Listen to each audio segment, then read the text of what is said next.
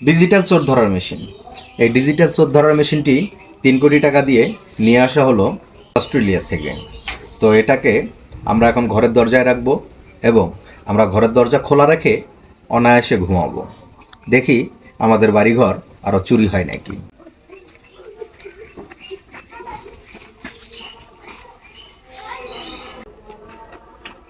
এটা হচ্ছে আমার ঘরের দরজা।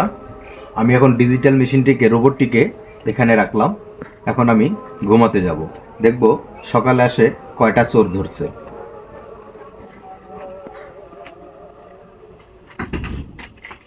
হে, অস্ট্রেলিয়া থেকে বলে ডিজিটাল মেশিন নিয়ে এসেছে চোর ধরার নিগা।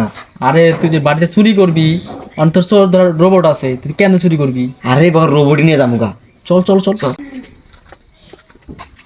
ক্রুত বন্ধ হয়ে যা।